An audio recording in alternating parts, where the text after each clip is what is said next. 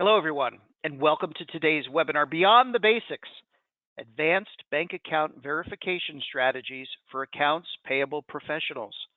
My name is Mark Brousseau, President of Brousseau & Associates. I'm pleased to be one of your presenters for today's webinar.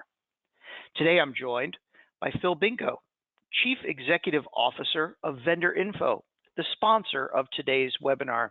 Hi, Phil. Thanks for joining us. Hi, Mark. Thanks. It's great to be here. A few housekeeping notes to go over before we get started. To ensure call quality, everyone's voice lines have been muted today. We encourage you to ask questions throughout the webinar. To do so, simply type them into the Q&A tool on your screen to submit your questions to me. We'll answer your questions at the conclusion of today's webinar.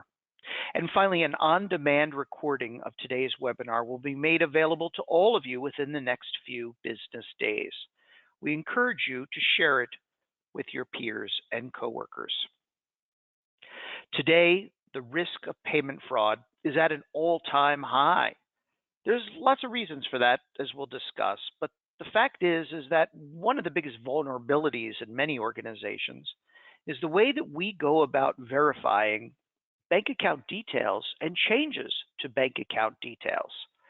Today, high-tech conmen have set their sights on infiltrating our departments through these antiquated processes. And it's for that reason that more organizations are looking at automating the process, deploying automated bank account ownership verification solutions, in many cases, integrated into their self-service supplier onboarding platforms. During today's webinar, we're going to discuss how automation improves bank account ownership verification. We're going to share with you some key considerations when evaluating bank account verification solutions. And Phil is going to provide you with a live demonstration of one solution that can automate your bank account ownership verification. And of course, we'll leave time for your questions at the conclusion of today's presentation. Today, if it feels like your risk of payment fraud is higher, you're not alone. Whether it's account takeovers and business email compromise attacks and phishing schemes and phony invoices, fraudsters have set their sights on accounts payable departments. But one of the most difficult fraud schemes to counter these days is phony bank account change requests. Corporate America's dependence on email to onboard suppliers and manage invoices and even chase down approvals on approved invoices, well, that's left us vulnerable. It's created a soft underbelly that fraudsters are all too eager to exploit. In many cases, these schemes work something like this. They target an organization. They do some reconnaissance to try to figure out who it is they should be targeting. Then they use LinkedIn and other online sources, even reputable news publications, to do some social engineering, to understand who it is that the target organization does business with, who's their accounts payable person, and maybe even to identify who that person is likely to be working with from an AR standpoint with their suppliers. Next, they go about the process of what we call phishing or spoofing, sending some emails to try to gain access to a supplier or trusted coworker's email system. We all know the drill. Maybe it's an email out of the blue asking us to verify the credentials for our ERP or office platform, maybe even, worse yet, our bank portals. When we're in a rush, we might be too eager to go ahead and plug that information in and cross this off our to-do list, never realizing that we've just given up our credentials to a bad guy or bad girl. And this isn't just us we have to worry about. Well, it's also our suppliers too.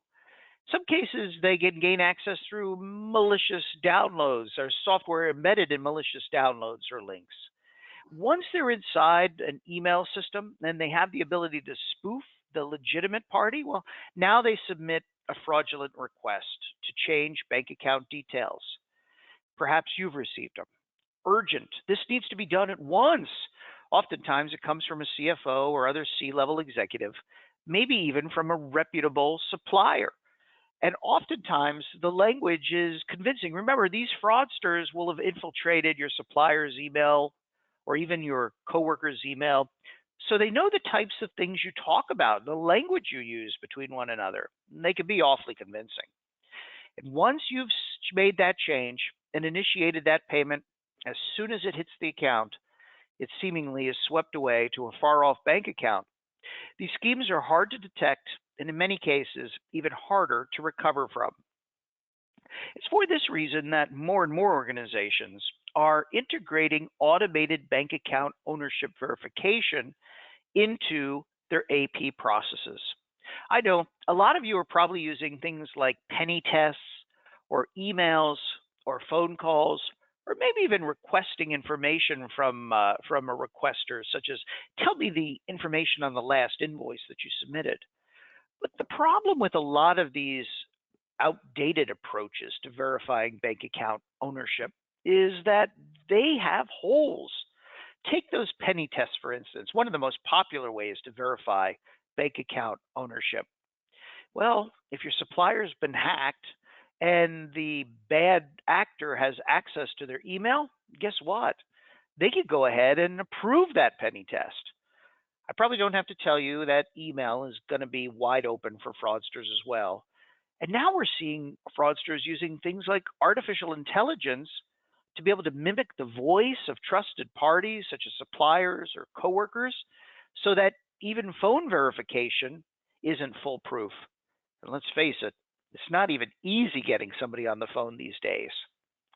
This technology does a lot to help streamline the process and mitigate our risks. It verifies information in real time and provides us with notification and alerts of suspicious or potentially fraudulent transactions. It does it in a way that's user-friendly, so it's really easy to use these solutions. And they allow us to add some custom workflows so that when it detects something that doesn't seem quite right, well, we can set the rules on who it is that responds to it. All along the way, you're going to get complete audit tracking, so you can see all the information that was collected and all the actions taken on a transaction. And there's complete reporting on the back end. Put it all together, and this significantly mitigates our risk of fraud. It does it in a way that's fast and efficient. It provides us with better data accuracy than trying to collect information via email or phone calls or in some cases even faxes.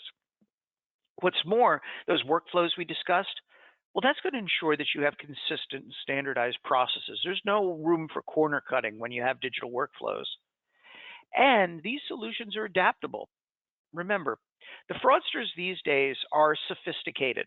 These aren't just fly-by-night organizations. In many cases, their business is to rip you off. And so they're constantly evolving their tactics. And the good news with an automated solution like the one I'm describing is it can adapt with the new schemes. And finally, these solutions are scalable. There's no need to hire additional staff as your business grows. The technology does the heavy lifting. It does the work for you. But that doesn't mean that every bank account ownership verification solution is created equal. There's a couple key considerations you need to keep in mind when you're evaluating this technology to ensure that the one you choose will help mitigate your risks. And the first consideration is, so which accounts does the technology cover? You need to be sure that the prospective bank account verification solution works with the types of banks that your suppliers are probably doing business with. So is it just domestic? Or if you're a global business, will those solutions support those bank accounts as well? And to be quite honest, verifying global bank account ownership is a lot trickier in some cases than domestic. So this is something you want to make sure that you get right. The second consideration is how easy is the solution to use?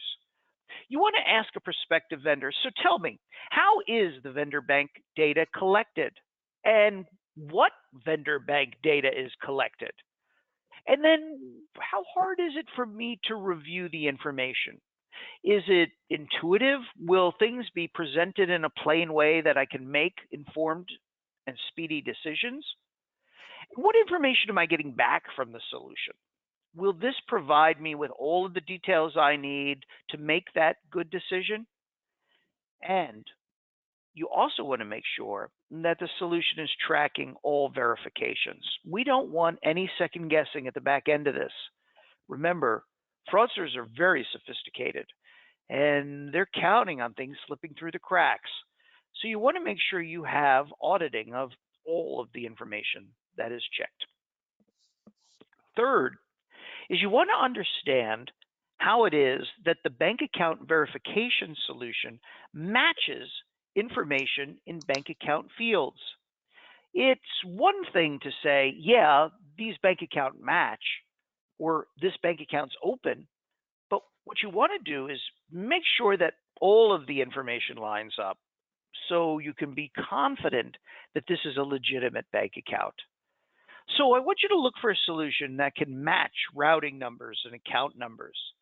You certainly want to make sure that the name on the account matches the name of your supplier. Not, that should be a red flag. You also want to make sure that the address on the account also matches the address on your supplier.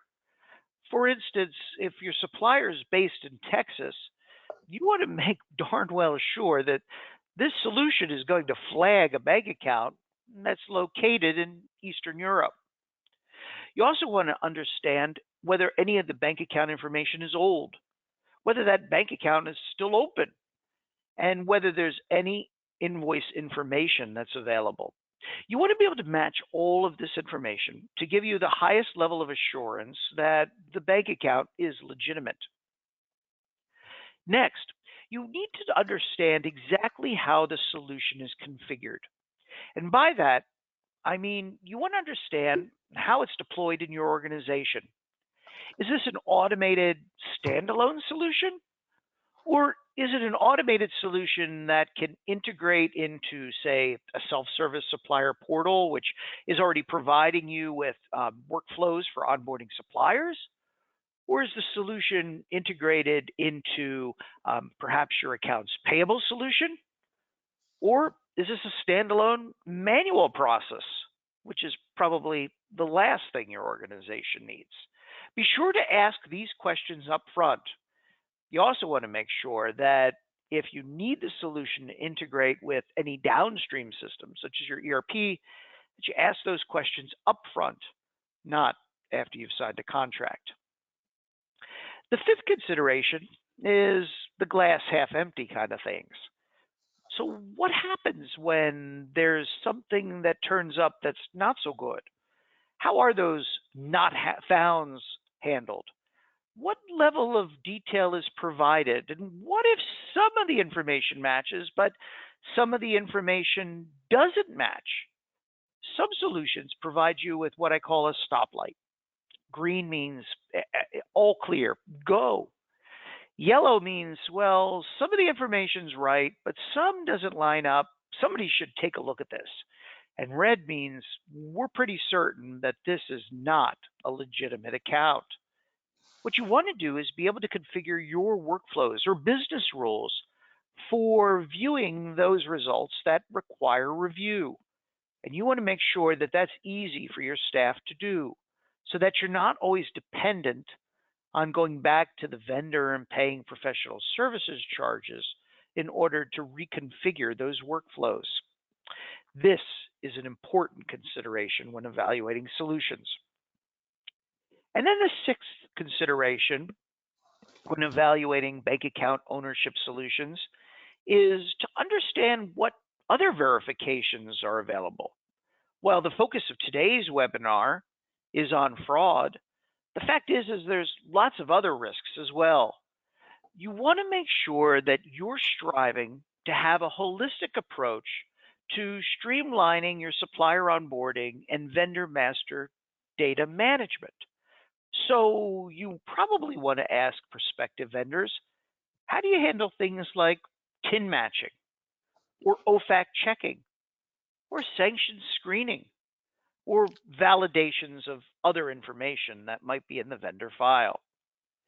If you can find a solution that offers these capabilities In a modular approach, well, now you're going to be able to really provide a solution that'll deliver optimum benefits to your organization.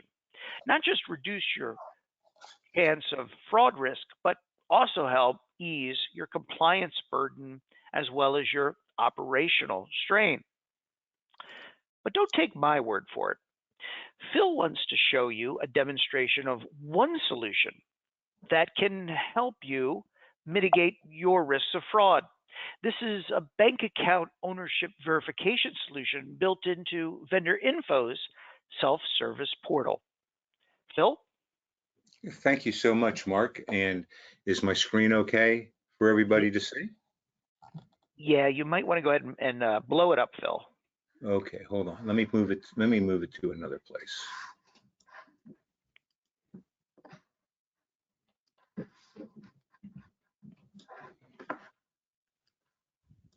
Is that better? No, we're seeing you and your lovely wife, Nancy. Oh my goodness. Oh my goodness. Okay. But you're scoring points with all the attendees by showing your wife. Yes. Hopefully I'm scoring points with There we Nancy. go, Phil. Oh, it was there. Hold on.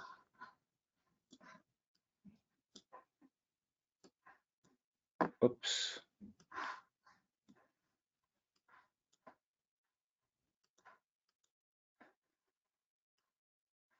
Hold on, Mark. You're fine. Here we go.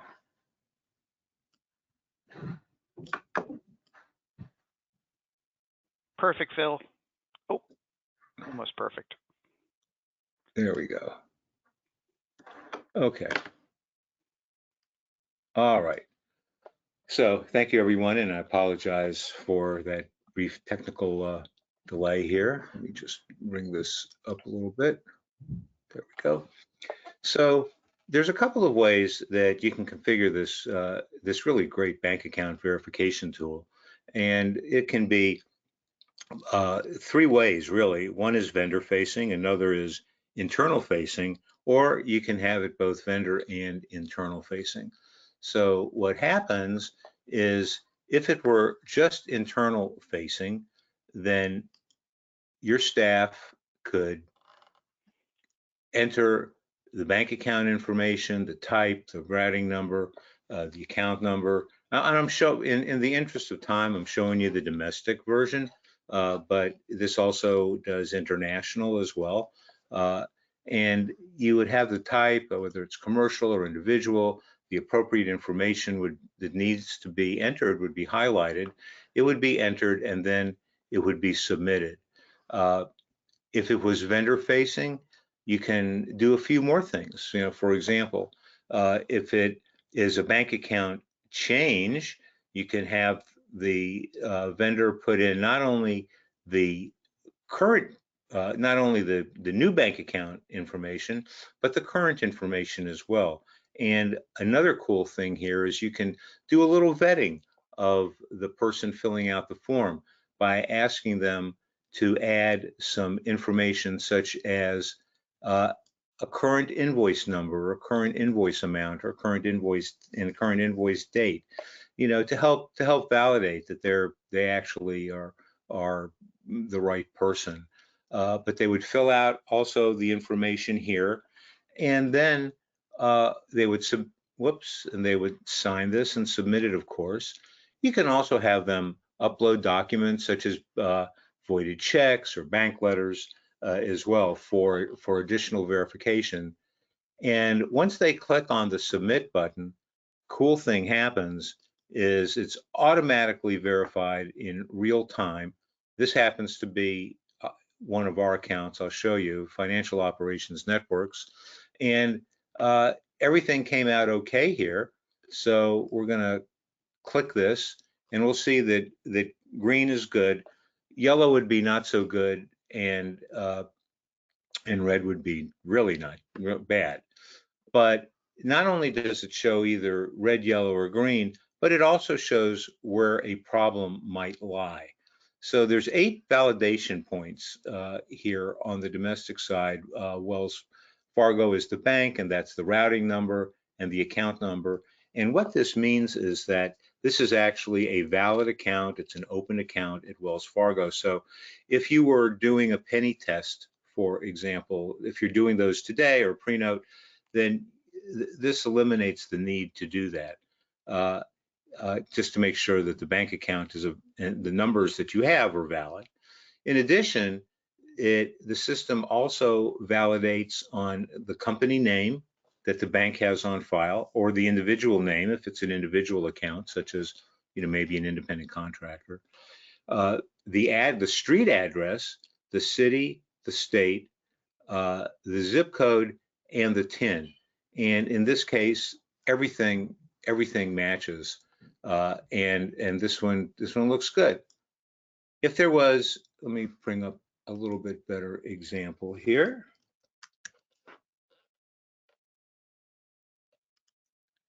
If there was an issue like here with Crazy Jim's Pizza, which shows up yellow, then some remedial action can be taken. For example, in this particular demonstration example, it's a valid account. The routing number and the account number actually match. And the name actually matches, Crazy Jim's Pizza. But where there are discrepancies are on the address, the street address that is, and the zip and the TIN. Those are called, we call those alerts. The system calls those alerts. And then on the city and state, there are warnings. Now the alerts are in yellow and the warnings are in red. And the difference between the alerts and the warnings are a matter of degree. So an alert might be, one or two characters is off. Perhaps it's a typo. The warnings there are many more characters off. There's something wrong here. So you would definitely want to take a closer look at this particular request to change a bank account or to add a bank account. Now, additional verifications, as Mark mentioned, can also be undertaken. So, for example, you can have the vendor fill out a W-9 on the application, or even a substitute W-9, and collect other vendor information as well. And the vendor can sign this here and submit it.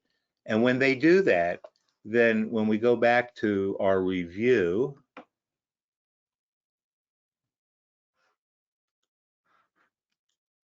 we can see exactly what happened here. So in this particular case, whoops, go back to the review here.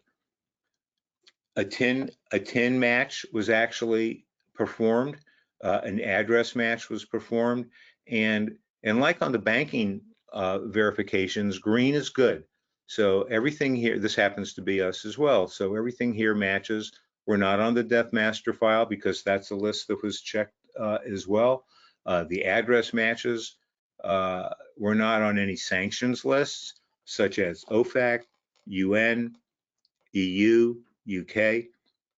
We're not on any of the sanctions evaders lists. There's foreign financial and corruptions lists that are checked as well. All of those are checked automatically in real time. If there was a glitch, like there is here with John Smith, it's a little red circle with an arrow with a check mark in it. In this particular case, the TIN did not match and the address was suspect. Everything else looked pretty good, but here, I mean, maybe this is a typo, but what you can do here is actually use the system to click on the little envelope icon. An email comes up and it automatically goes back to the individual and it asks them to fill out the form again. And the system is actually keeping track of all of those, of any changes in any attempts. It keeps track of who did it, when they did it, and what they did. So your audit folks will have a complete audit trail of everything that anybody ever did within the system.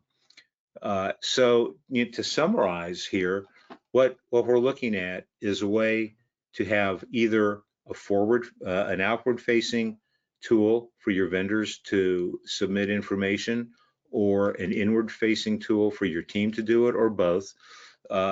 And the bank account information is verified. You can also verify other information. You can include questions such as bank account I'm sorry, invoice numbers and invoice amounts. Have them upload additional data such as voided checks or letters from the bank to make sure that you're actually paying the right person, and the identity of the person who's submitting the bank account is verified for you automatically. Once all of that is done, then you can take this and all the information and upload it directly into your ERP system to save you the data entry activities as well.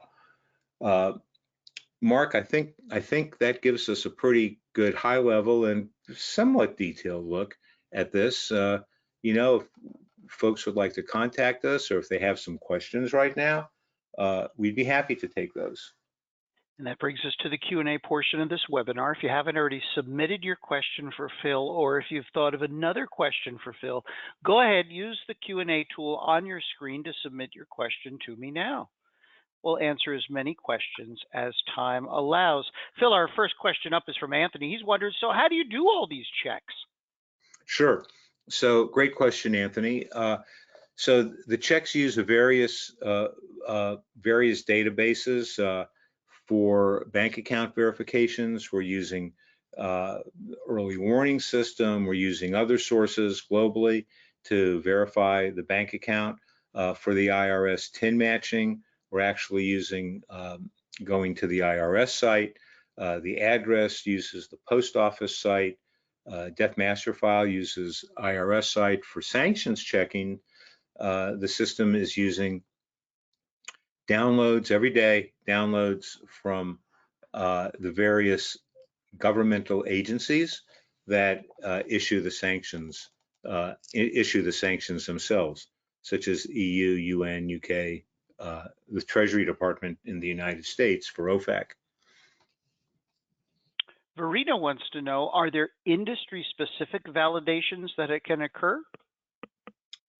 That's a really good question. So the answer is yes, and it depends on the industry. I'll give you one example. For example, with healthcare, looking at the OIG list is really important, and it's true for non-healthcare companies also that have government contracts.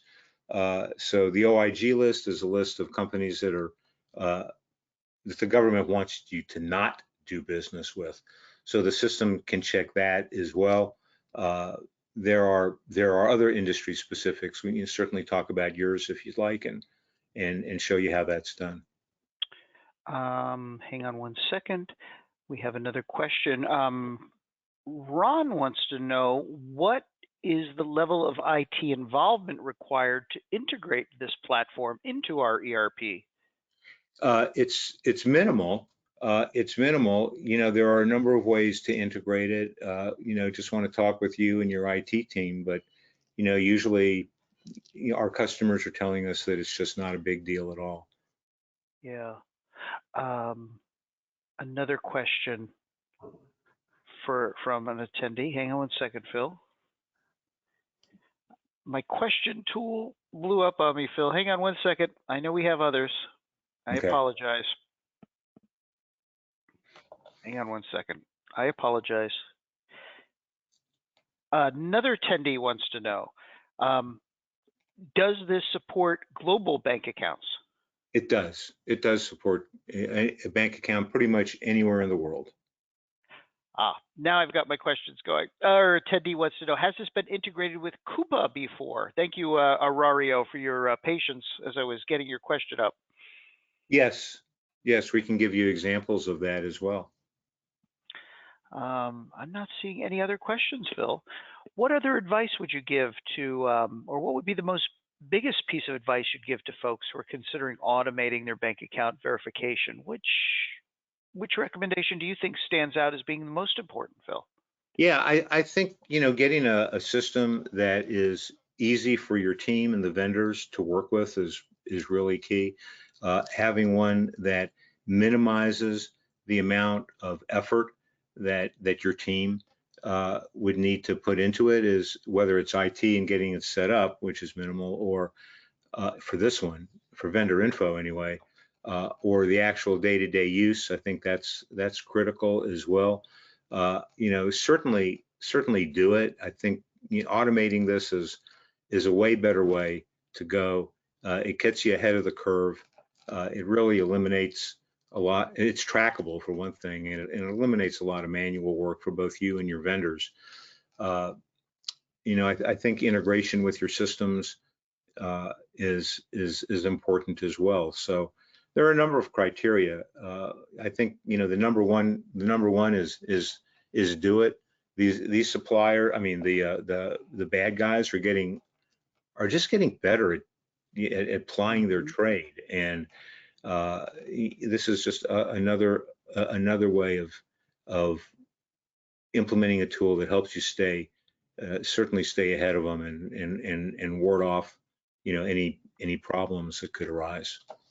And that will be our final word. If you'd like more information on vendor info or a demonstration of the solution Phil showed you today for your team, I invite you to contact Phil at the information now displayed on your screen. On behalf of Vendor Info, this is Mark Brousseau. Thanks so much, everyone, for joining us today. Hope to speak with you all again soon.